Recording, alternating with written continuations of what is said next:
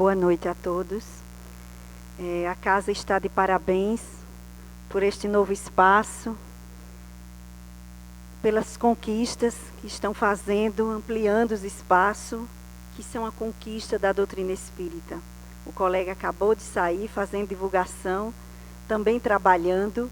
E quantas casas nesta cidade estão nesse trabalho de ampliação, de busca da sede, de ampliar para atender melhor e para atender a grande massa que estará sendo convocada nessa fase de transição para ouvirem o chamamento de Jesus através da doutrina espírita. É através deste convite da doutrina que nós seremos chamados à reforma íntima, ao autodescobrimento, à implantação do reino de Deus em nós. Porque para que o reino de Deus se implante na terra, primeiramente ele tem que se estabelecer nas terras do coração. Hoje nós vamos comentar sobre a passagem de Lucas, em que Jesus fala sobre a nossa coerência cristã, sobre a nossa busca de espiritualidade verdadeira, sobre o desafio que todos nós somos chamados quando conhecemos e somos acordados pela verdade do Evangelho. Conhecereis a verdade e a verdade vos libertará. Implantar o reino de Deus em nós significa construir novos valores. E essa passagem vem mostrar o quanto Jesus estava preocupado com a compreensão ainda, embora Jesus tinha vindo para o povo judeu após 1000 anos da mensagem de Moisés, da ideia do Deus único, Jesus ainda se depara com os conflitos que nós trazemos até hoje. Como servir a Deus? A que Deus de fato eu estou servindo? Então, quando Jesus disse que não podemos servir a Deus e a Mamon, nós percebemos que 2000 anos mostram o quanto essa assertiva ainda é atual. Por quê? Se o povo judeu há 1000 anos já conhecia a trajetória do Deus único, através de Moisés, já professava o Deus único, para quem então Jesus estava falando? Não era para o povo judeu? A grande questão é que o povo judeu vivia envolvido por todos os povos pagãos da época. Pagão era considerado o povo que adorava deuses e não a um Deus único. E nós sabemos que os filisteus também prestavam louvor ao Deus Mamon, que significava o Deus das riquezas. Se fazia oferenda para aumentar, não é, os ganhos materiais. Quem sabe hoje nós procuraríamos Mamon para acertar na loto ou coisa parecida. Então Jesus traz a clareza para eles e ainda para nós. O que é servir a Deus? Não podemos nos enganar. Estamos realmente sendo fiel a um ou ao outro? A quem amamos de fato? A quem nos identificamos e que princípios elegemos para fazer esta escolha? Sim, porque seguir a Deus é uma escolha, embora Ele esteja esperando por nós sempre. Mas nós teremos que fazer a escolha de escolher a que Deus iremos servir.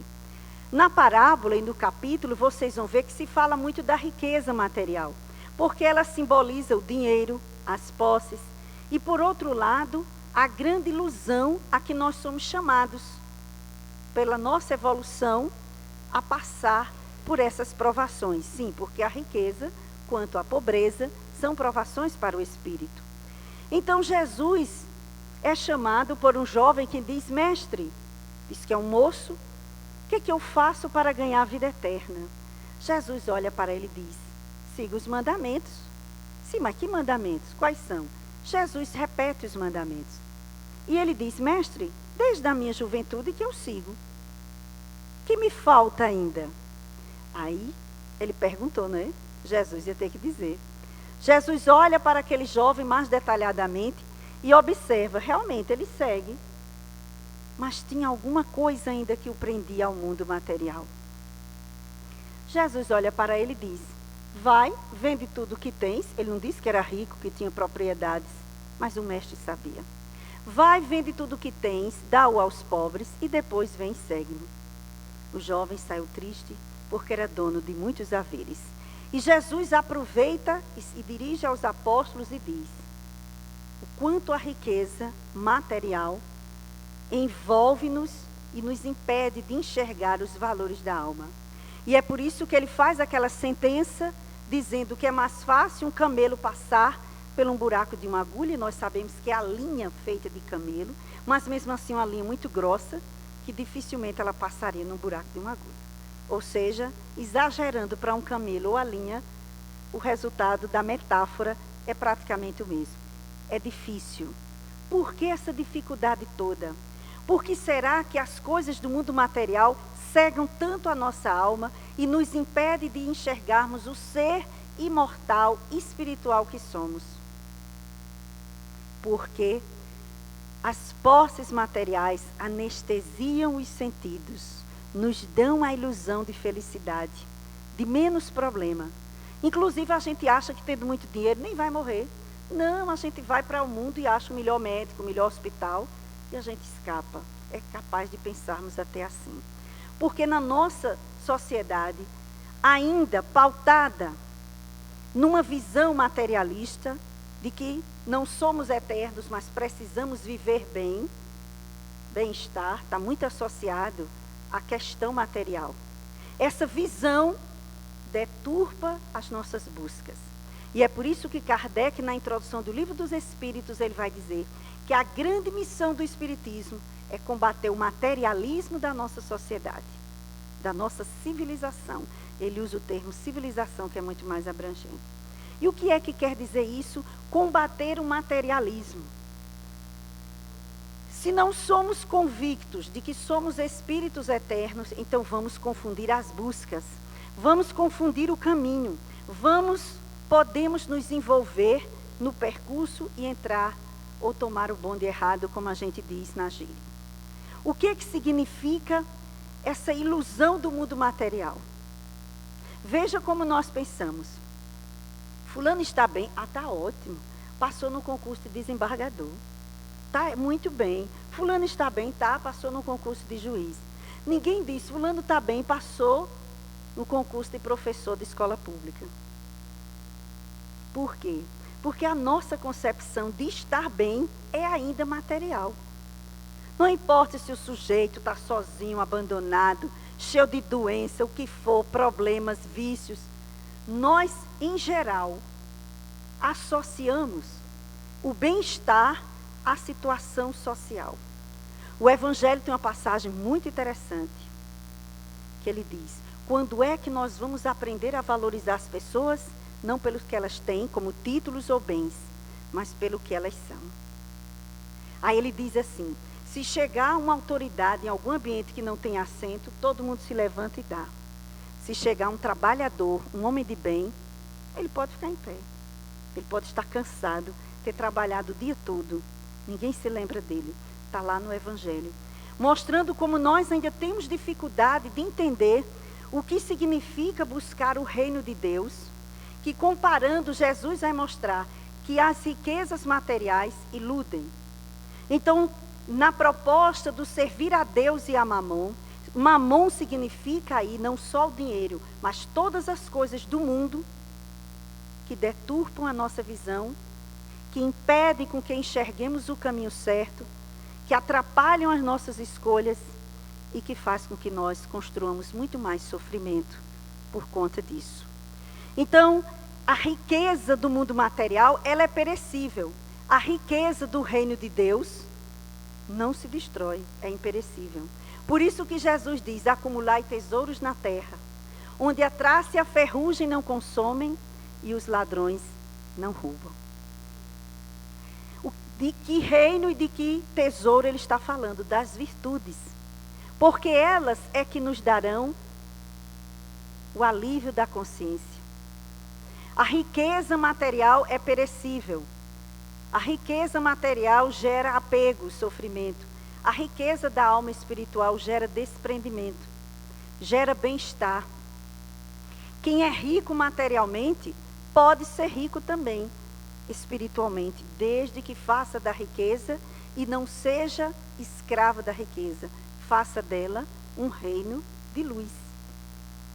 Porque está lá em Kardec, nesse mesmo capítulo, Jesus não condenou a riqueza. Ele disse que era difícil. E Deus seria injusto se dissesse, quem já recebeu isso não vai entrar em seu reino. Não. O fato também de ser pobre não quer dizer que entraremos no reino de Deus. Porque tem gente que briga por uma caneca furada. Então, é a questão do apego a que Jesus está falando. Porque aquele jovem estava apegado aos bens materiais. Embora ele já tivesse muitas virtudes na alma, mas ele ainda estava apegado às posses. E os espíritos nos dizem que um dos vícios que mais nos impedem de crescermos espiritualmente é o apego às coisas materiais. E ele está associado à questão 913 do Livro dos Espíritos, quando ele pergunta: qual dentre os vícios é considerado o mais radical, o mais difícil de se combater? E ele diz que é o egoísmo. Então, aquele que acumula em excesso para si, está sendo egoísta, está enterrando talentos. E a riqueza também é um talento.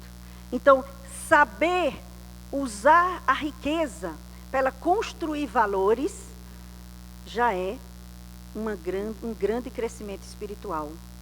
No livro A Vida Continua, que tem o filme, né?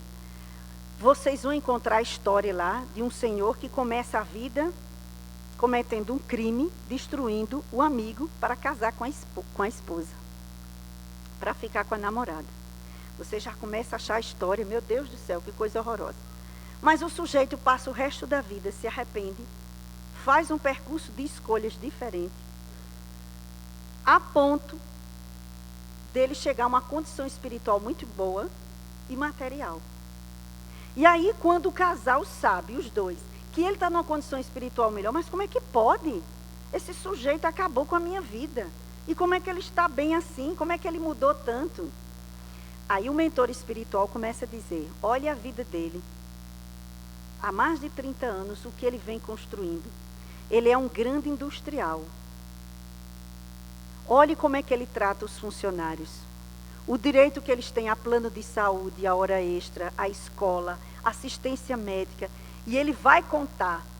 E ele diz uma coisa que me chamou a atenção. Está lá no livro, quem pegar o livro, e A Vida Continua, a história é muito interessante. Ele diz, sabe quantas orações chegam por dia, vindas da terra, em agradecimento a ações boas dele? Mais de 200. E a gente poderia olhar para o sujeito, olha, é um criminoso, olha o que ele fez no começo da vida. Porque nós olhamos as pessoas assim, no fato em que a coisa aconteceu. Deus nos olha no percurso, vendo todo o nosso processo. O sujeito já está lá mais evoluído que muita gente. Não estou dizendo que ninguém vá fazer bobagem aqui. Mas que nós podemos construir e fazer pelas nossas escolhas um percurso novo. Ele recebeu os dons, o talento material, que é um talento, do mesmo jeito que a inteligência também é, e outros, como a saúde também, que muita gente pensa, não, que a obrigação de Deus me dá a saúde, né? Ele não vê que é uma bênção. E cada um pode pegar esse talento e não enterrar, mas fazer com que ele se frutifique, com que ele cresça. Aí nós vamos estar crescendo no reino de Deus, construindo a riqueza espiritual. Que riqueza é essa? Luiz Cláudio nos diz, Luiz Cláudio é um palestrante que já esteve várias vezes aqui em Campina Grande durante o MIEP. Ele diz que a escola nos ajuda a vencer no mundo, com os títulos, com as formações, mas Jesus, com o seu evangelho, nos ensina a vencer o mundo. Vencer o mundo significa vencer as tentações, as provações, as dificuldades, a ganância, a vaidade e o egoísmo, que é o nosso grande entrave ainda, é pensarmos mais em nós do que nos outros.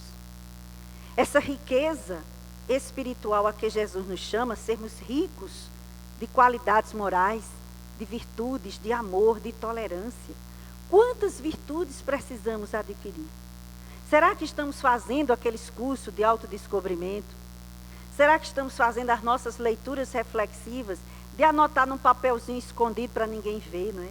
Que vai que as pessoas descubram nosso defeito, a gente vai ficar encabulado, você faz, escreve, rasga, risca, joga no lixo. Mas que virtudes eu preciso desenvolver? Porque materialmente a gente planeja. Estamos em setembro, então daqui para o fim do ano vamos pintar a casa, botar uma porta nova, mudar aquela janela, fazer não sei o quê. Mas a gente não diz, daqui para janeiro eu preciso perdoar minha mãe, meu pai, meu companheiro, minha tia. Eu preciso perdoar meu colega de trabalho. Daqui para janeiro eu quero estar light, ser tolerante com os erros dos outros. Não vou mais me preocupar com o erro de ninguém. Daqui para janeiro eu prometo que eu vou deixar de ser maledicente. Vai ser meu presente de Natal. Senhor, eu não falo mais mal de ninguém. Vejam que as nossas preocupações elas ainda são mais materiais. Aí você pode dizer, mas Socorro, você está vivendo no mundo material. Com certeza. Não estamos dizendo que ninguém aqui vai deixar de estudar, de trabalhar, de arrumar a sua casa, pintar a sua casa. Gera bem-estar. Olha que coisa maravilhosa. Isso é bem-estar. Favorece o nosso crescimento também. A questão não é essa. A questão é onde eu boto o meu pensamento e meus valores. Se eu não pintar a casa, então meu Natal não presta. Olha a diferença. Se eu não trocar meu carro, então esse ano para mim não serviu de nada. Consegui nem trocar o carro. Essa é a visão materialista. A visão espiritualista, eu preciso trocar meu carro porque ele está aos pedaços. Quando eu puder, eu troco. Não tem nada a ver com o meu Natal, com o meu bem-estar, com a minha felicidade, nem da minha família. É um recurso que a vida material nos dá para que a gente possa crescer. Em nosso lar, vocês vão ver lá no filme. Não é? O recurso para a gente andar é muito mais avançado que a gente tem aqui na Terra. A velocidade do aeróbus é coisa fantástica. Quando é que nós teremos coisa parecida aqui na Terra? Não é? Então, Deus não condena a aquisição dos bens materiais. Jesus nos lembra que a vida não nos foi dada para isso. Todos esses recursos são instrumentos evolutivos. A pobreza também é um instrumento evolutivo. Como é que nós vamos aprender a dividir o pão? Eu me lembro que na minha infância minha mãe comprava 6 bolos e 6 bananas. Aí meu irmão sabidinho que ia comprar o bolo, ele pegava o pé de moleque, aquele grandão de quina, né? Vocês são do tempo de pé de moleque, não sei quem lembra disso. Aquele de quina que era o grandão, disse, eu fui comprar, esse é o meu. E nunca questionei. Dividia, mas não é bom? A gente não aprende a dividir? Aprende. Quando chega mais, você olha para, meu Deus, como tem coisa. Hoje eu vejo que é tanta coisa que tem e as pessoas exigindo mais, exigente. Não quero isso, não quero aquilo. Eu digo, meu Deus, vai ter que reencarnar lá. Passar pelo estágio que eu fiz. Para valorizar tudo, meu amigo. No instante você valoriza, você não reclama nada. Porque você passou pelo mais difícil. Então, a situação não é problema. Nós precisamos passar pela pobreza para a gente aprender a valorizar o pouco, a economizar, a dividir. Você já imaginou com uma banana ou um pão você ter que dividir? Eu nunca esqueci da amiga que disse que ela tinha poucos pães doces para dividir com os irmãos. Aí pegou o pão doce daquele gelo e abriu. Ah, minha filha, a menina de 1 ano e meio chorou, que não queria dividir o pão, aquele pedaço. Ela teve que costurar o pão doce para a menina parar de chorar. Mas eu gostei dessa história. Tu fizeste isso, tu é uma santa, criatura. Porque eu tinha dado uma tapinha na perna dela, tinha resolvido o problema de outro jeito, né? Mas ela foi costurar o pão doce para a menina se acalmar, para ver o pão que era o pedaço inteiro. Olha que alma generosa, preocupada com o outro. Quantas mães deixam de comer para dar a comida dos filhos, a comprar o leite? É na pobreza que a gente aprende a dividir, a saber o que é essencial. Perguntaram certa vez a Chico, Chico, o que é essencial, o que é supérfluo? Foi o que ele disse? Quem lembra? O essencial é o pão. A manteiga é supérflua. E é mesmo, pão docezinho precisa lá de manteiga, não é? E vai por aí. Então, se a gente prestar a mesma atenção, a manteiga vai ofender, é melhor sem a manteiga. Então, às vezes, esse a mais nos prejudica. E nós estamos arranjando tempo para buscar mais, para dar aos filhos o que a gente não teve, para eles ficarem cheios de vaidades, exigentes, arrogantes, querendo mais e achando que a vida tem que dar mais, e não evolui. Quando começamos a ler as obras de André Luiz, nós vamos ver cada caso interessante. O sujeito foi um fazendeiro, roubou de todo mundo, destruiu, fez e aconteceu. Aí depois de não sei quantos anos de sofrimento, de dor, de desespero, ora um para lá, outro para cá, aparece uma mãe, uma tia, um avô. Graças a Deus a gente tem almas bondosas, todo mundo tem, não tenha medo. Mesmo que a gente sofra, vai ter alguém que vai se lembrar da gente. E aí apareceu essa alma bondosa, vamos resolver o problema, vamos. O fulano já acordou, já despertou para o Senhor, já quer evoluir, vamos providenciar o reencarne. Por quê? Porque no reencarne nós esquecemos os dramas, por isso que a gente precisa voltar. A gente precisa desse esquecimento maravilhoso que nos dá a chance do recomeço. E é por isso que o Brasil não pode. Nós não podemos, eu faço campanha a favor das mães para ter menino. Eu posso, né? Então, eu posso. Então eu faço campanha, criatura não tenha só um. Esse menino vai ficar egoísta, você não vai saber educar não. É difícil demais educar só um, é melhor 3, 4. Você, olha, tinha vez que eu botava, era 2 de um lado da rede, 2 do outro, um em cima da barriga. Era desse jeito. Na hora de dar banho, uma maravilha, vá os 4 de uma vez, os 5, olha, tudo é feito assim. Divide a sopa, divide o pão, divide tudo. Ai, roupa, tem que dividir, né? Claro. Então, aprende a dividir, não tem escola melhor. Agora fica só com um. Ele vai exigir de você de manhã, tarde e noite, para você brincar com ele, falar com ele, dormir com ele. Olhe, bom, eu sou suspeita, não posso falar mais. Claro que tem pessoas que têm um filho e conseguem dar toda a educação maravilhosa. E tem gente que tem 10 e não escapa um, claro. Tá certo? Não vamos aqui, não estou fazendo...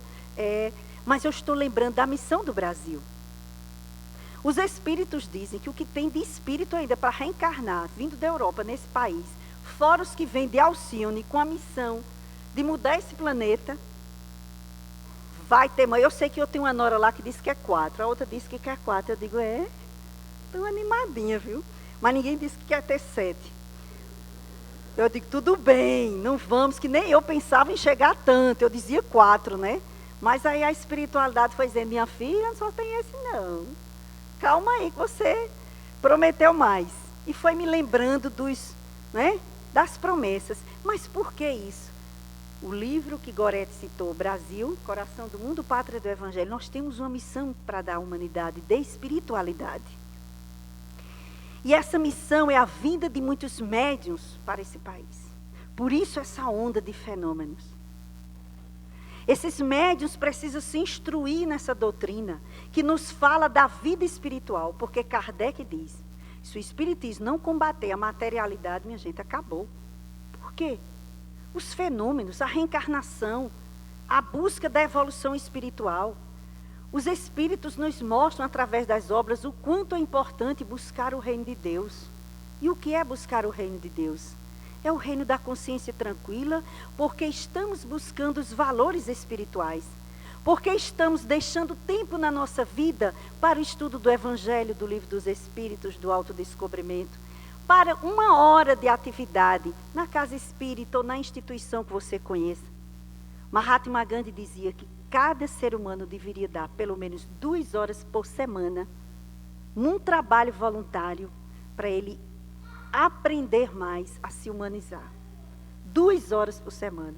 Então, se nós temos essa oportunidade de fazê-lo na casa espírita, vamos fazer. Se não, quantas instituições tem aí precisando da nossa atenção? Mas a gente acha que o tempo não dá. Nós precisamos investir nessa riqueza espiritual. O que é que significa esse reino, essa riqueza espiritual que o jovem correu e que a Amélia Rodrigues vai contar o que aconteceu com aquele rapaz depois da conversa com Jesus.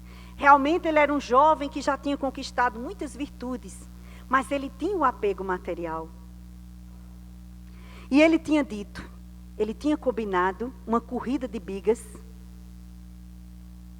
em Roma. E ele dizia, depois da corrida é que eu vou servir a Jesus. Só que ele tinha um karma de morrer jovem. se ele tivesse aceitado a Jesus naquela proposta, ele teria continuado a encarnação, servindo e evoluindo. Ele desencarna na corrida. Jesus sabia do destino dele e fez a ele a proposta-chave. Libere, porque se você der logo, é desprendimento, e venha, porque aí você vai ter como se tivesse outra encarnação. Não precisa mais cumprir aquele karma. Mas ele não conseguiu. E cumpriu o karma dele, ele desencarna na corrida. Então, o que Jesus nos fala, e a doutrina espírita, do que significa buscar o reino de Deus e a riqueza do espírito, e não a riqueza material. Quantas vezes eu conheço o caso de uma pessoa que estava numa situação muito difícil, financeiramente, e pagava o aluguel do centro espírita. E aí uma pessoa disse, mas como é que pode você nessa situação difícil, por que você não pega isso e aluga para outra coisa? E a pessoa disse, não, aqui é o compromisso espiritual, a gente vai superar e passa. Quantas vezes nós colocamos as necessidades materiais à frente das necessidades espirituais? Dizemos que não temos tempo. Só que a vida e a evolução não esperam. No livro Os Mensageiros, se alguém tiver dúvida, vamos ler Os Mensageiros. Inclusive eu soube que há a proposta, né, de fazer, o filme vai se chamar Continuação de Nosso Lar 2, que vai ser justamente tratando os casos, né, toda a história de Os Mensageiros. Lá no livro Os Mensageiros nós vamos encontrar o relato de muitos espíritos falando o que eles fracassaram aqui na Terra. Pais se inscrevendo para fazer cursos de pais, para saber como ser pai e ser mãe, aprender a renunciar. Porque a gente tem que renunciar mesmo. Aí tem gente que faz, socorro, tu tá mais nova, mulher, tu tá arrumada. Eu digo, também puderam, mulher, naquele tempo não tinha tempo nem de pentear o cabelo, não é? Então agora eu tô com uma folgazinha, porque a tropa cresceu, né? Ave Maria, mulher, tu era muito descabelada. Parecia uma caveira. Tu sabes que o ser humano gosta, né? Eu digo, mas só uma fase. Graças a Deus, né? Melhorou. É uma fase. Às vezes a gente não entende essas fases em que nós vamos ser chamados à renúncia. Você vai ter pouco tempo para se cuidar, porque você está numa doação. Você está num momento de crescimento espiritual. Lá nos Mensageiros, quantos médiuns? Ah, não posso porque estou fazendo a faculdade. Não posso porque estou na especialização. Não posso porque estou no mestrado. Ah, não posso porque agora casei e o menino nasceu. Não posso, desencarnou e não fez. Sou eu que estou dizendo, não, está lá. Não adianta a gente colocar justificativas. Divaldo fez esse teste e resolveu. Tinha uns jovens na Mansão do Caminho, querendo desenvolver a mediunidade. Aí o pessoal, rapaz, como é que pode? Jovem, a gente acha que jovem, né? Que todo jovem não tem juízo. A gente esquece dos jovens maduros, espíritos já com uma compreensão. E aí ele disse, só tem um jeito, vamos botar a mediúnica no domingo pela manhã, 7 horas da manhã. O trânsito de Salvador, quando dá 5 horas, você fica no engarrafamento. Como é o domingo, não tem esse engarrafamento todo, dá para os jovens chegarem. Se fosse no dia da semana normal, ele não chegaria, ele teria que dormir no centro. 7 horas da manhã, vocês acreditem, tem jovens se dedicando à mediunidade e a estudar, no domingo, porque é o único dia que eles têm. Então vejam que quando a gente quer, a gente consegue, arranja. A gente se dedica, a gente faz. Quando a doença chega, a gente não arranja o tempo para fazer o tratamento, na marra, a gente não faz. Então, para desenvolver essa riqueza espiritual, nós não devemos deixar chegar a hora máxima. Porque às vezes não vai dar mais tempo. Nós precisamos investir na nossa espiritualidade hoje, já. É para amanhã, é para ontem. Todos nós precisamos buscar esse reino de Deus, seguir mesmo Deus e não mamon. Porque significa, muitas vezes, esse mamon é que eu estou fazendo lá, não, senhor, depois, senhor, olha, se eu ganhar na loto, eu vou ajudar a Santana a terminar o centro lá, senhor. Olha, a metade eu dou para ela. Mas eu estou pensando primeiro no meu, né? Deus não quer essa caridade. Ele prefere que você vá 1 hora por semana e você faça, porque você vai estar se doando. Não vai estar dando coisas nem dinheiro. Você vai estar se doando. Então, essa riqueza espiritual significa a preocupação com a nossa reforma íntima, com nos descobrirmos e o investimento que precisamos fazer nas virtudes morais, nas aquisições morais. Porque a riqueza do mundo material a gente já sabe qual é. Inteligência nós temos para desenvolver, fazer curso, passar em concurso, ganhar dinheiro. Se o sujeito não tiver o karma material, ele se resolve fácil. É só estudar e buscar. O que tem o karma material, mesmo inteligente, mesmo buscando, ele vai encontrar dificuldade. Mas e as aquisições morais? Nós precisamos investir na amorosidade. Senhor, eu preciso ser mais amoroso e generoso.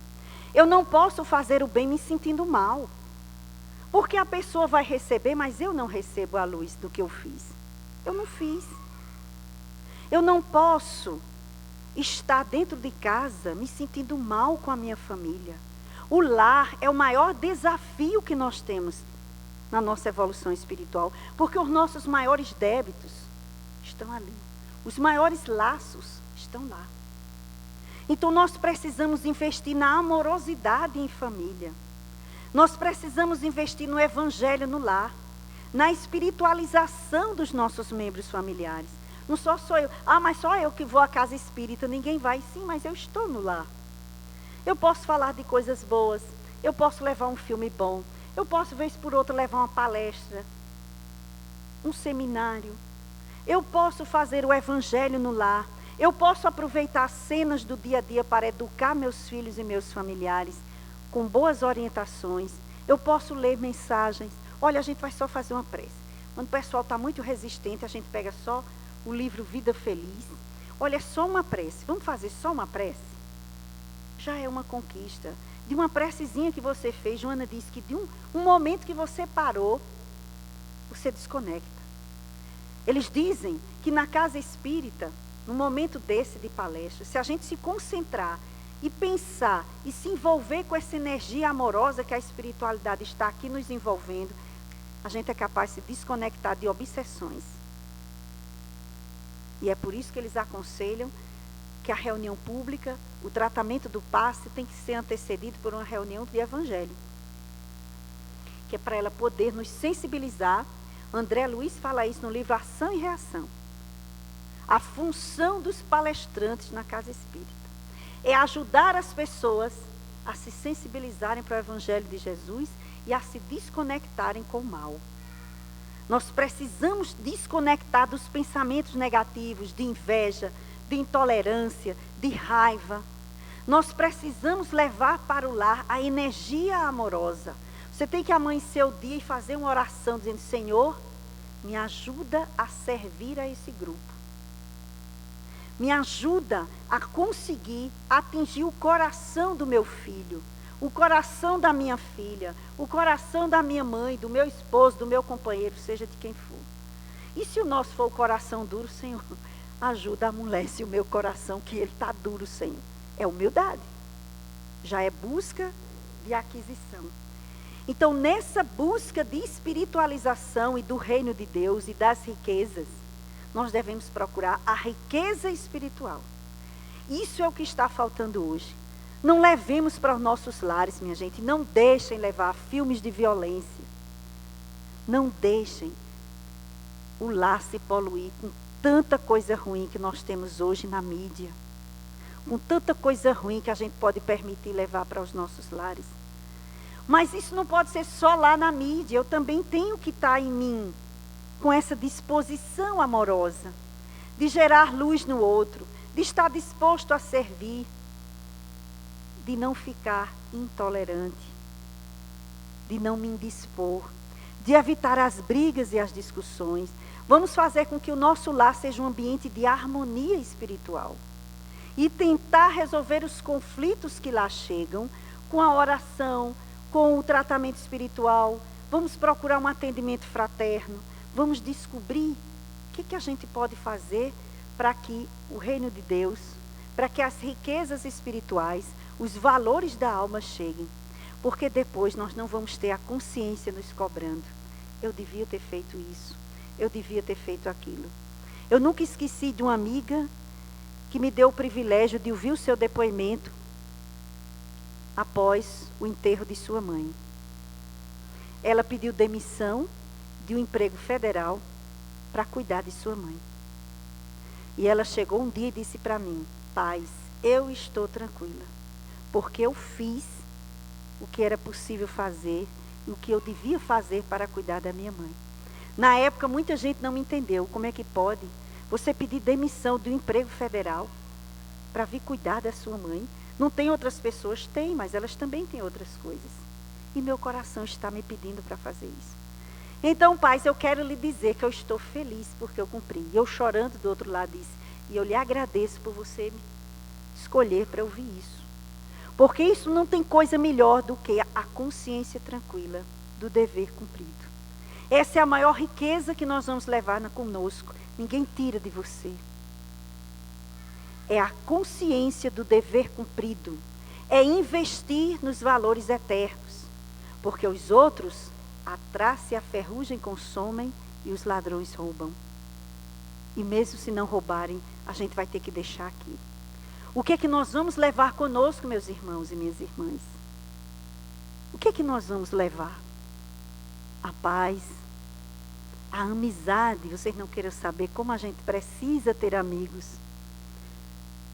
A amizade, a alegria, a gratidão de viver. Leon Denis diz: vá à natureza, veja a grandiosidade de Deus, sinta, renove suas energias. Mas depois não vá beber não, pelo amor de Deus, vá ver a natureza. Porque a gente sempre associa uma coisa boa com outra ruim. Vamos desconectar da coisa ruim, vamos buscar a coisa boa. A oração, os momentos de silêncio. Tem gente que só sabe orar, mas não sabe meditar. Aí ele pede, mas não espera para ouvir a resposta, ele tem que meditar. Além de orar, de agradecer, de louvar e de pedir, Joana de Ângeles diz que nós devemos parar para meditar. Porque naquela reflexão, quietinhos, a gente vai começar a aliviar a mente, a ter intuição e a buscar realmente servir a Deus. Senhor, me ajuda a te servir, porque eu quero nessa encarnação sair daqui melhor do que aqui cheguei. E Jesus disse que aqueles que perseverarem até o fim é que serão salvos. Salvos dos erros, dos vícios, dos tormentos, dos dramas de consciência, das obsessões, das loucuras. Se salvarão, estarão melhor. Então, meus irmãos, nosso tempo está encerrando. Fica aqui esse convite de reflexão. Vamos pensar que valores nós estamos dando à busca do reino de Deus, a servir a Deus e não a mamon. Há tantas coisas que nos impedem de irmos para a casa espírita, para os estudos, para os trabalhos, para as atividades, para o nosso crescimento de leitura no lar, para o evangelho no lar, que tem casa que uma semana é 7, a outra é 10, a outra não tem, a outra é não dia, os guias ficam: meu Deus do céu, e agora? Qual é o dia? Eu não posso ficar aqui às 24 horas de plantão. Eles também têm muitas atividades. Que nós possamos pensar nessa riqueza espiritual, porque só assim, quando nós espíritas estivermos mais preparados, poderemos dar ao mundo a grande lição do Evangelho de Jesus através da imortalidade, da mediunidade trabalhada com amor e consciente, da busca do reino de Deus, do perdão, da serenidade e de corações mais generosos para deixar que o amor se expanda na terra. Que Jesus nos abençoe, que nós possamos levar para nossos lares essa leveza, essa harmonia que nós já estamos sentindo aqui no ambiente, para que nós possamos dizer: Senhor, eu quero caminhar contigo, me ajuda a fazê-lo. Muito obrigada.